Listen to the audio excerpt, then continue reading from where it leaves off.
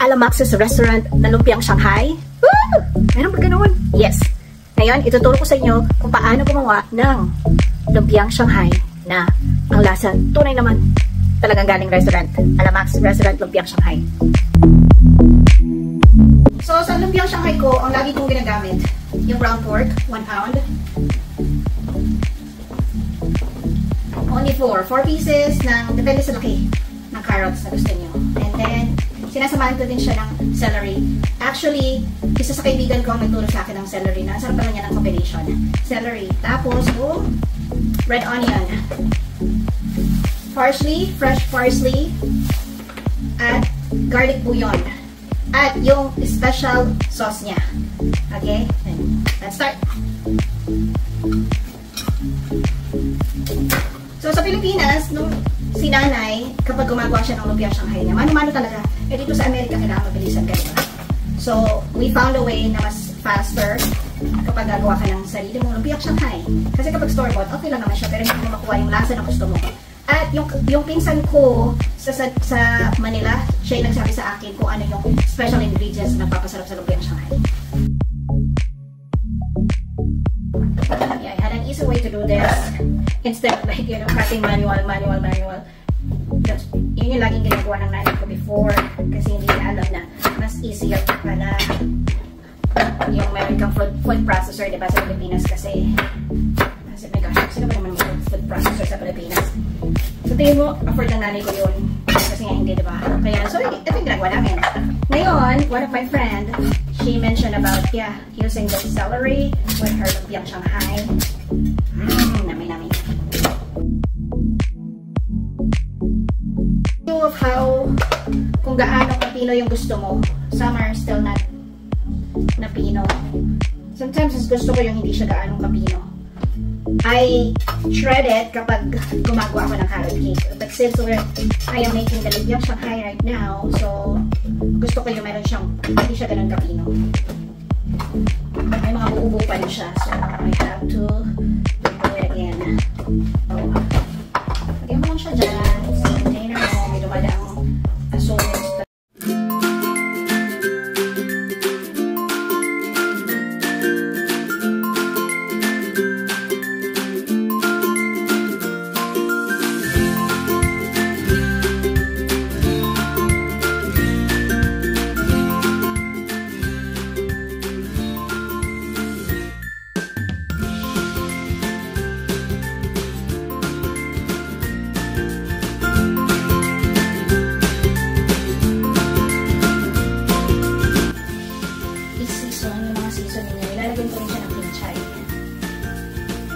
Parsley, so the mac and cheese. Ito daw nagpapasarap sa akin ng nanay ko. Pero I have my own way. So today is special because I use both ways. The way how my mom do it. Fresh kimchi, mas masarap kaysa yung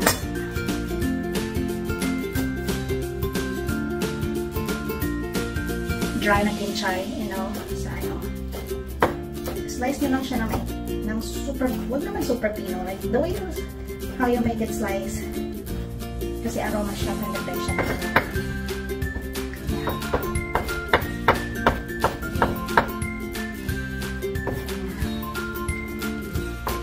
And then season nyo na siya. So, normally 1 tablespoon lang nilalagay. Since this is my last garlic bouillon, I'm gonna put everything. So comment garlic bouillon so I can give you the homemade recipe of my garlic bouillon.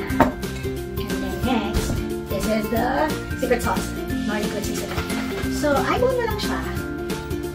Hindi ko talaga siya mina-measure. Eyeball lang talaga yung ginagawa ko. How much? That's totally up to you.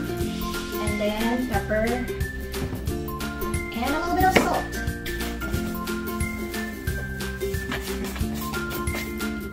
So, ready na. Pina-prepare ko to, tapos pina-frozen ko na lang siya. Para kapag ready lang kainin namin pamilya, naka-ready na yung lumpiang Shanghai ko, diba? Tapos may easiest way on how to make lumpiang Shanghai, kung paano mo siya i-wrap.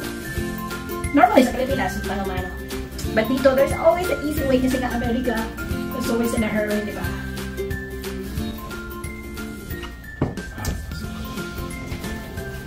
So, mas masarap kapag kinakamay mo talaga siya.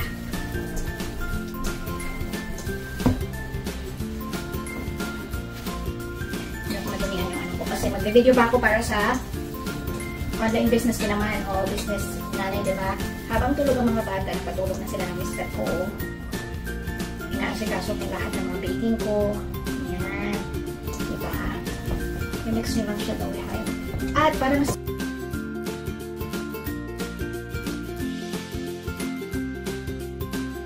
kailangan malinis talaga kamay mo, no? Maghugas muna kayo. Mas masarap ang pagkain kapag sinakamay. So, gagawin mo na siya para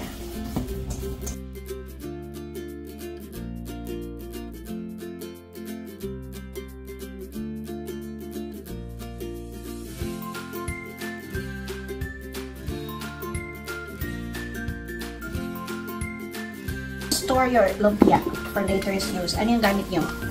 I use this reusable silicone plastic bag instead yung Ziploc, you know, kasi food safety to.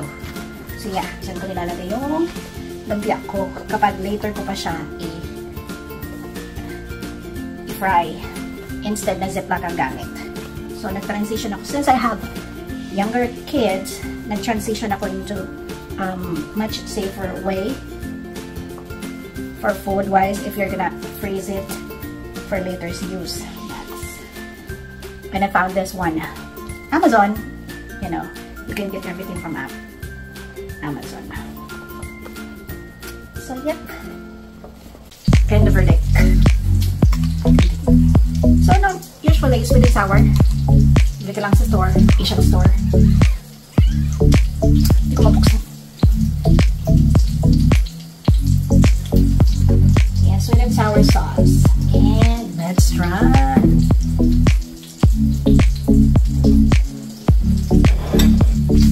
Ang init.